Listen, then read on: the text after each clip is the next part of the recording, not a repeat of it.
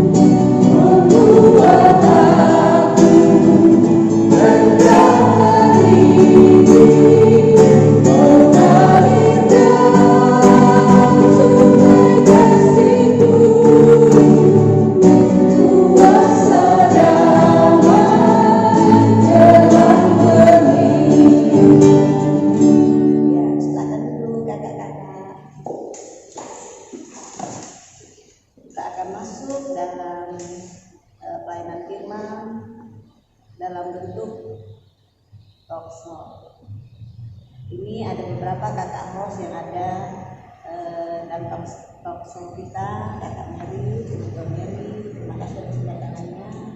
Kakak Esra, ketua PT kita, terima kasih atas kehadirannya. Kak Petri juga, selaku pelayan PT, juga Kak Ridel, pelayan musik dan pelayan PT. Baiklah, untuk tema kita pada hari ini yaitu melayani Allah yang kudus. Di mana pembacaan Alkitab kita itu terdapat di dalam Imamat pasal 8 ayat 1 sampai 30. Mungkin nanti adik-adik bisa membacanya di rumah ya, atau kita bisa membaca sendiri. Tetapi yang sesuai tema kita pada hari ini dan kita sesuaikan dengan talk show kita pada pagi hari ini, yang ingin kakak tanyakan itu, kenapa sih kalau kita harus melayani Allah yang kudus itu, dalam pembacaan itu pada perjanjian lama kok mempersembahkan yang terbaik kepada Tuhan itu kok ribet amat gitu. Misalnya dia harus pakai sorban, dia harus pakai gamis, dia harus menyembelih korban persembahan berupa binatang, kemudian diambil lemak-lemak. Itu ribet banget waktu zaman itu. Sudah beda sekali ya dengan zaman perjanjian baru, zaman Tuhan Yesus, apalagi pada saat zaman sekarang. Memang ada beberapa yang mirip ya, yang sama, tapi itu lebih disederhanakan. Kenapa ya kira-kira? Ya, Karisma memang kita tahu kan zaman perjanjian lama Nah, zaman perjanjian lama itu ya memang ya zamannya orang Israel pertama. Mereka kan mau dididik oleh Tuhan. Kenapa mereka mau dididik oleh Tuhan? Mereka berada di tanah Mesir 430 tahun. Itu bukan waktu yang singkat. Nah, ketika mereka sudah Tuhan tuntun, Tuhan sudah berkati mereka tiba di tanah perjanjian, di tanah Kanaan. Nah, disinilah Tuhan mau melatih mereka supaya hidup setia dan taat kepada Tuhan, mentaati aturan-aturan itu. Jadi ibaratnya hidup itu butuh keteraturan supaya apa? Umat Israel itu mengenal Tuhan, Allah yang kudus, Allah yang dilayani, bahwa Allah yang memang sungguh-sungguh memprakarsai kehidupan mereka sehingga mereka bisa keluar dari tanah perjanjian dan mereka melihat bagaimana Tuhan memilih mereka, menuntun mereka. Nah, sebagai respon mereka, maka apa yang Tuhan sudah atur, apa yang Tuhan sudah tetapkan lewat Musa, ya salah satunya itu harus mentaati dalam hal memberikan persembahan. Persembahan yang bagaimana? Ya ada yang kita baca di kitab Imamat pasal 8 pasal 1 sampai 20 itu sudah dijelaskan sebenarnya. Iya, terima kasih Kak Meli. Kalau menurut Kak Esra nih, Ketua PT nih sebagai generasi yang milenial, misalnya zaman sekarang, gimana sih? Apakah bolehkah kita berpakaian semau kita? Saya ini kan gue biasanya saya gue mau pakai jenggot, saya belum pakai baju, tak pakai apa itu kan gitu ya. Dan Tuhan kan tak menuntut tuh kita, yang penting hati katanya gitu. Terus kenapa kok kita mesti diatur-atur juga? Harus yang sopan, harus yang rapi, yang pantas menghadap Tuhan. Menurut Kak Esra selaku generasi yang milenial gimana? Nah, untuk masalah berpakaian, ini buat teman-teman teruna, kan kita sudah diajarkan dalam hal berpakaian seperti itu, yang mana yang pantas, yang mana yang tidak. Untuk berpakaian di Indonesia sendiri mengikuti budaya Timur, di mana budaya Timur itu menunjukkan hal-hal yang berbau sopan atau berbau seperti tertutup seperti itu. Nah, ada baiknya kita mengikuti aturan-aturan yang sudah ada, mengikuti budaya yang sudah ada yang baik. Mungkin untuk kedepannya kan kita memang betul ya, kalau misalkan ibadah itu yang dilihat memang hati, tapi untuk berpakaian alangkah lebih baiknya lagi kita lebih memakai sopan, memakai celana kain, lagi mungkin memakai baju kemeja seperti itu. Kenapa? Karena apa yang kita persembahkan ke Tuhan itu adalah yang sepenuhnya dari kita, ada yang terbaik ya, seperti itu bisa dibilang. Kalau seandainya kita sama-samakan nih pakaian kita untuk ke gereja dengan ke mall, apakah kita sama-samakan untuk datang kepada Tuhan dengan untuk berbelanja seperti itu? Jadi mungkin bisa dipertimbangkan lagi untuk teman-teman generasi muda yang mungkin masih berpikiran bahwa terserah deh kalau mau pergi ke gereja mau menghadap Tuhan memakai pakaian begini mungkin nggak apa-apa, tapi dipikir-pikir kembali kata-kata ya, nanti mungkin ada kasih teman-temannya juga untuk adik-adik bahwa kita harus bisa membedakan yang mana kita akan menghadap Tuhan atau kita akan mengikuti keinginan duniawi seperti itu, kita mau ke mall atau kemana. Ya, dalam pemberian yang terbaik juga kepada Tuhan ya, sesuai tema kita yaitu melayani Allah yang, jadi yang kita layani Allah yang Tuhan kita adalah sumber hidup dan berkat kita. Nah, seringkali juga mungkin kita dalam kita ibadah, seringkali kita menyanyi adik-adik ya, mungkin ketika kakak mau memimpin lagu yang menjadi hidup dan sebagainya, atau ada teman kita, ada yang memulainya dengan berteriak-teriak, ada yang hanya hurufnya A, B, vokalnya tidak jelas, jadi sesuka hati kita. Termasuk ketika kita mau berkata-kata pun di gereja pun di lingkungan kita mau berkata-kata seenaknya. Padahal dalam hal kita melayani Allah yang kudus, kita pun harus berkata-kata yang baik. Itu kalau menurut Kak Febri, kenapa kita harus berkata-kata yang baik juga, sopan dan menempatkan, tidak mengikuti gaya gaul anak sekarang loh. Kan loh, itu kan bahasa-bahasa juga ya, bahasa gaul itu ketinggalan loh, nggak zaman loh bahasa seperti itu. Kalau menurut Kak Febri gimana? Kalau saya, tadi kan Kak Esther sudah bilang kita harus melayani Tuhan. Jadi kalau menurut saya, untuk melayani Tuhan itu datang dari diri sendiri. Jadi saya akan melayani Tuhan. Jadi kita taruh dalam sikap hidup kita. Melayani, memakai pakaian sesuai dengan gereja. gereja yang pas dengan anak mereka yang cocok lah. Nah, terus yang tadi untuk bisa berkata-kata. Ya, kalau berkata-kata, apa yang akan kita ucapkan, sering orang lain bisa salah mengartikan dalam bahasa intonasi. Walaupun maksudnya itu benar, tapi dari intonasi juga orang bisa melihat wanita itu misalnya kasar sekali, padahal mungkin dari pembawaannya, ya, intonasi. Tetapi juga dalam soal kata-katanya sendiri, kita harus lebih memusatkan perhatian kita untuk hormat dan kemuliaan nama Tuhan. Kalau kita pikirkan untuk hormat dan kemuliaan nama Tuhan, kita ngomong biasa aja. Orang tak bisa mengerti apa yang kita ucapkan. Tapi kalau mengikuti tren-tren sekarang, itu oke lah. Masa remaja banyak sekali lah, baju maupun ngomong segala sikap banyak sekali. Oke lah, untuk remaja yang ingin memusatkan perhatian Tuhan, oke lah, teman-teman di sekolah dikit aja. Tapi kalau hal-hal yang bergaul, bahwa kita akan menunjukkan bahwa kita anak Tuhan, ya kita berkata-kata kita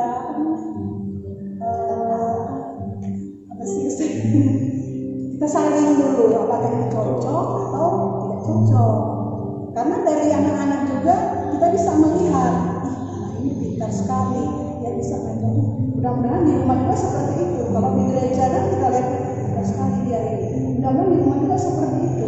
Karena biasanya kalau di tempat-tempat ibadah orang ya kita bukan yang terbaik, tapi di rumah juga tentu seperti itu. Di dalam kata-kata, dalam bersikap, pikiran kita hanya untuk memuliakan nama Tuhan saja. Itu menurut saya sebagai apa? Ya, terima kasih.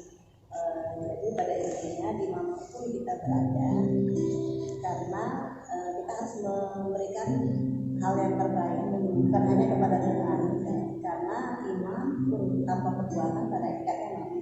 Jadi kita mungkin baik saja kita di gereja dan di dalam gereja kita sopan baik, tapi kita di luar, apalagi dengan orang yang bukan sesama kita, kita pun harus tetap bersikap sopan dan baik, tetap kita hormat dan memberikan persembahan yang baik kepada Allah yang Tuhan.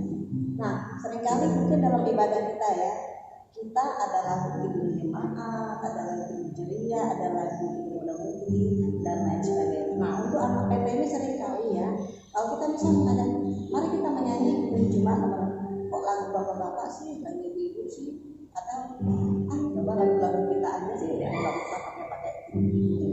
Nah, kalau menurut Ridel selaku pemain musik itu gimana tuh? Jadi, saya ngerti, menurut saya lagu kuno itu lagu orang tua, lagu kolonial tuh saya milenial. Apa gimana dari karena ini juga lagu merupakan persembahan yang baik dalam ibadah kita berikan kepada Tuhan. Ya. Kalau dari saya Kak, mungkin kenapa mereka berpikir seperti itu, mungkin dari isi atau kalimat dari lagu tersebut yang membuat mungkin mereka sulit untuk memahami apa sih maksudnya dari lagu ini. Kan lagu ini berupa pujian yang akan disampaikan kepada Tuhan. Nah, mungkin untuk film ceria, kalimat yang digunakan terus makna dari lagu tersebut disesuaikan dengan usia anak PA. Nah, jadi di samping mereka membunyikan kalimat tersebut menjadi sebuah lagu, mereka juga mampu menjiwai atau merasakan apa yang maksud dari lagu ini. Nah, kalau misalnya mereka teman-teman PT atau teman-teman pemuda yang merasa kurang cocok dengan lagu-lagu mungkin di jemaat atau yang biasa dinyanyikan di ibadah minggu, karena kan biasa lebih banyak orang dewasa kan kalau di ibadah minggu, mereka seperti asal menyanyikan saja gitu Kak, menurut saya. Jadi kurang mengetahui maksud dari lagu seperti itu apa. Jadi kenapa mungkin disesuaikan lagu-lagu tersebut berdasarkan kelompok usia, mungkin seperti itu Kak. Oh ya, terima kasih pendapatnya. Kalau menurut Kak Mary gimana? Kalau lagu itu kan kita atau kita di lingkungan PT. Seringkali kan ada kakak-kakak lain juga yang dalam kata berusia atau jemaat ya. Nah, kita bisa memakai jemaat. Jadi kalau kita mungkin tidak harus kaku gitu, fleksibel aja. Tapi memang porsinya mungkin lebih banyak ke lagu-lagu yang disesuaikan dengan PT ya. Tapi kan tidak menutup kemungkinan 1-2 lagu boleh toh kita menyesuaikan, atau kita katakanlah kita beradaptasi dengan lingkungan kita, di mana ada kakak-kakak lain juga yang seringkali memakai hidung jemaat gitu. Kalau menurut Kak Mary seringkali nih ya, kita dalam beribadah di gereja ini seringkali dengan musik, dan terus kita ini banyak yang katakan gitu ya, kurang begitu bisa masuk dalam musik-musik itu. Apakah kita memang harus menggunakan musik atau fleksibel saja sih kalau kita beribadah kita untuk PT? Apakah kita harus menggunakan musik supaya lebih hidup disesuaikan dengan jiwa mereka, atau ya kita fleksibel aja, bisa pakai musik bisa tidak? Kalau kita berbicara musik, kalau kita berbicara menyanyi, sebetulnya banyak kan juga. Seberapa jauh dia menghayati itu, khususnya ini anak kita. Mereka umumnya suka yang wow gitu loh. Jadi kalau menurut saya peranan musik dalam beribadah, khususnya anak-anak PT dalam beribadah dan menyanyi itu baik dan sangat penting. Musik itu menghidupkan suasana ibadah. Musik itu bisa dari musik itu orang bisa menjiwai gitu loh. Oh, saya lagi memuji Tuhan. Jadi memang di satu sisi butuh peranan orang tua. Ketika anak datang beribadah, mau beribadah loh. Ibadah itu apa sih? Kita melayani Allah yang berbeda. Salah satunya adalah kita beribadah memuji Tuhan. Kalau dalam Kak Isma, dalam bacaan firman Tuhan kita kan imamat itu memuji Tuhan, khususnya dalam itu memberikan persembahan, ada kambing domba, ada apa semua, yang memang persembahan yang itu yang Tuhan minta ya pada saat itu.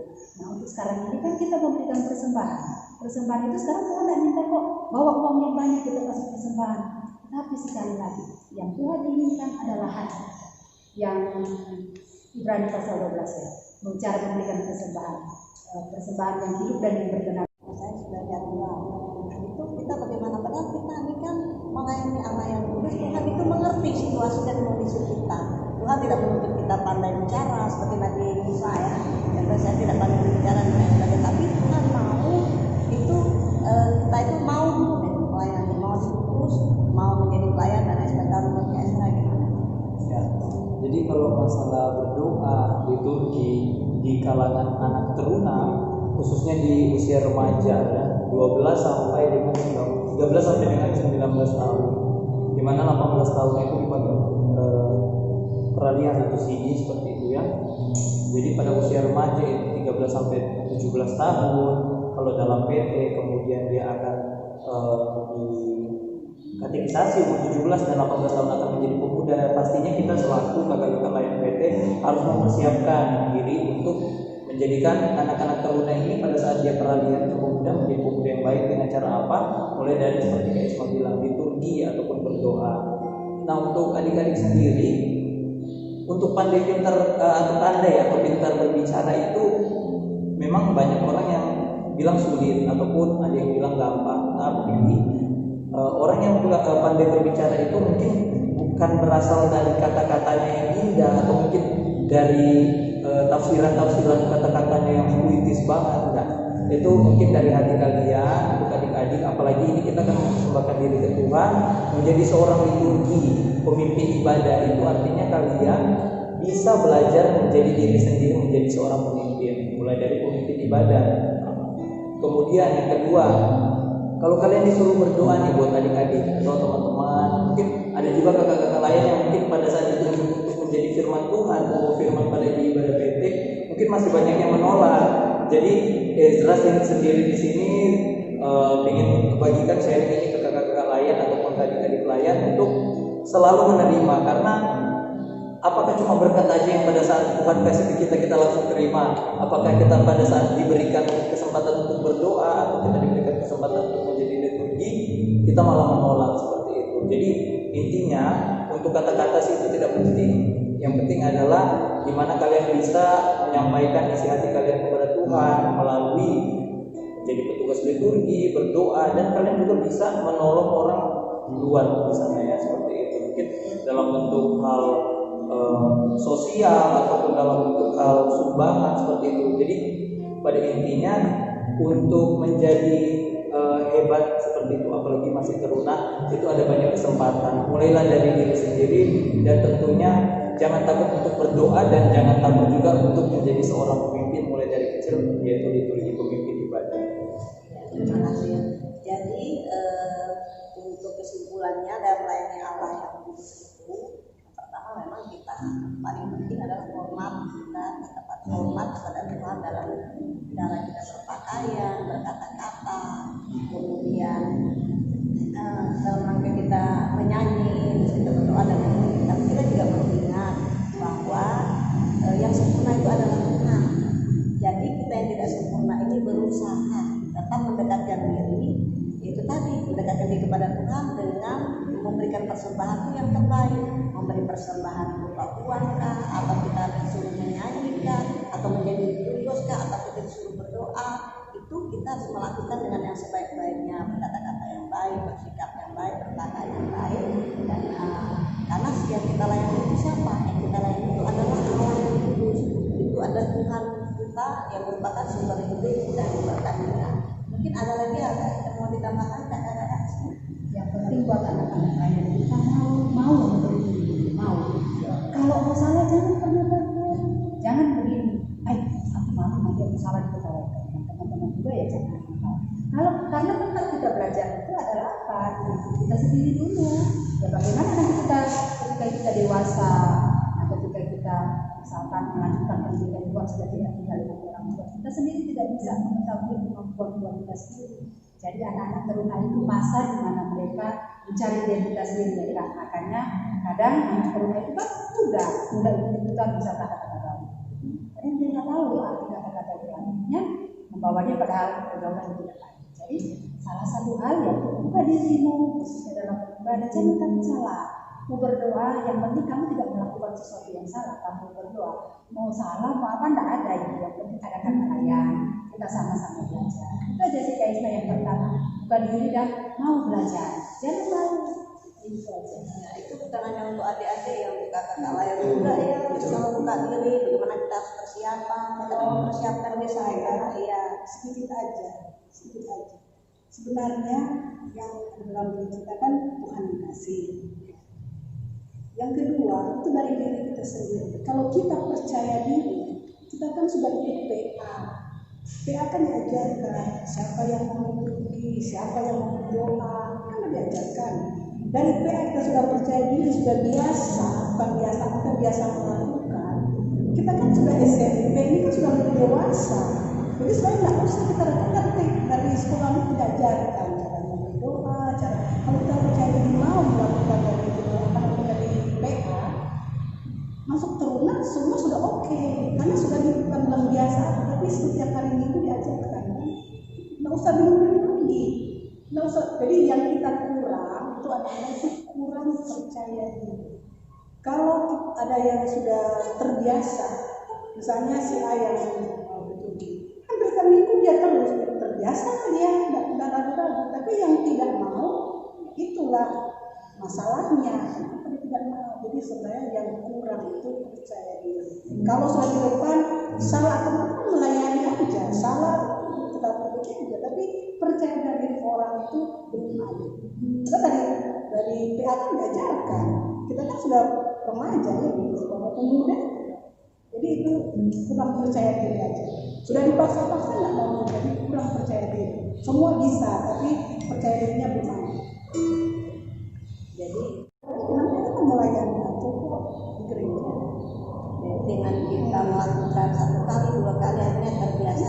Jadi Bisa ya. Jadi bisa.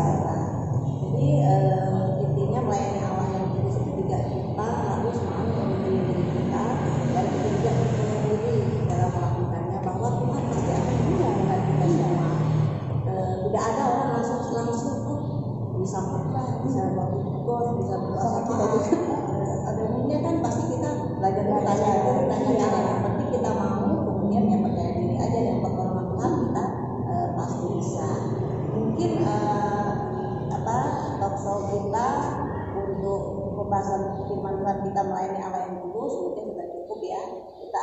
memberikan persembahan.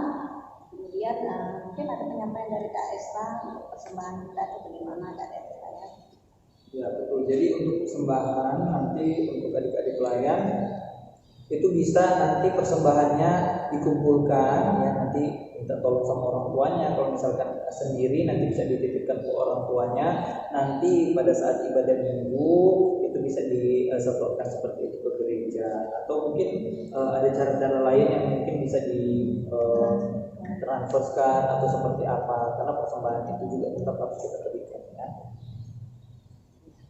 Ya nanti ya persembahan itu terserah adik-adik sendiri ya, bisa bergabung dengan orang tua, mungkin disetorkan ke gereja atau nanti dibawa sendiri ke gereja, kemudian dicatat dari BP atau dikumpulkan, nanti lah teknisnya terserah. Yang penting niat hati kita memberikan persembahan yang terbaik kepada Tuhan. Bisa berupa uang, bisa berupa suara kita, bisa berupa diri kita memberi diri untuk melayani. Jadi itu merupakan melayani Allah yang tulus juga, itu salah satu ya. Baiklah, mungkin kita akan masuk ke dalam doa syafaat ya, yang akan dipimpin oleh Kak.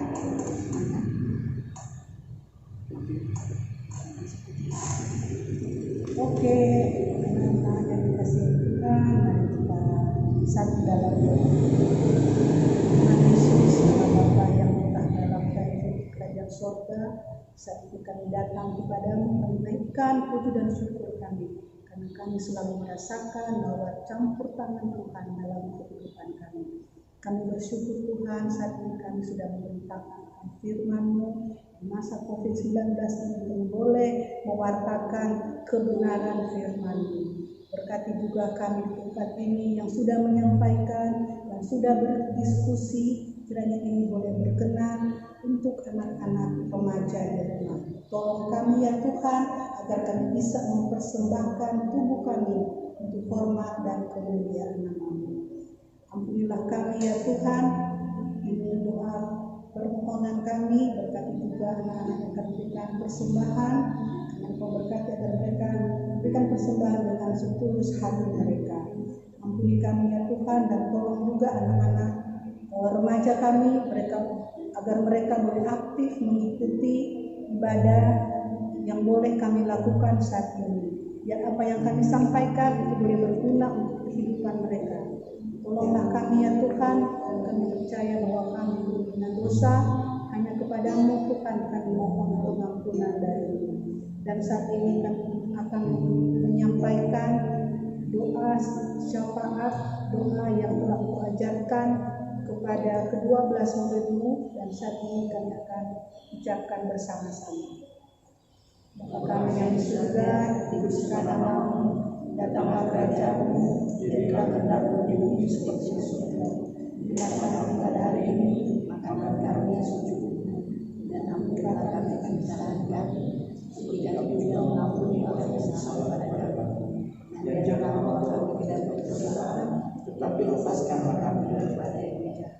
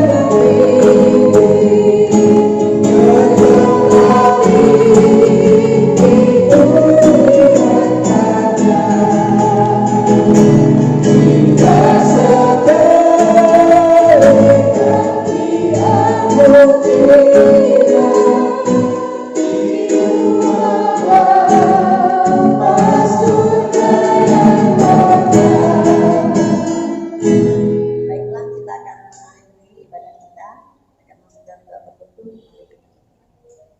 Tuhan Yesus yang baik, terima kasih kami sudah mengakhiri ibadah dari kami dalam berdoa. Biarlah ya Tuhan, apa yang kami lakukan pada pagi hari ini berkenan di hadirat-Mu dan membawa hormat dan kemuliaan kerajaan kepada Kami. Biarlah nama-Mu semakin ditinggikan dan kami diberkati. Terima kasih Tuhan, kami sudah kami bisa satu dengan yang lainnya dan kami akan pulang ke rumah kami masing-masing. Dalam kami memberikan bahkan kami dalam kerajaan selamat berkumpul bersama keluarga. Kami juga terus menjalankan pandemi COVID-19 pada saat ini Tuhan. Tuhan selalu mencampur tangan, Tuhan selalu memberikan kesehatan dan Tuhan sendiri akan memberikan jalan keluar terhadap wabah ini dan kami dapat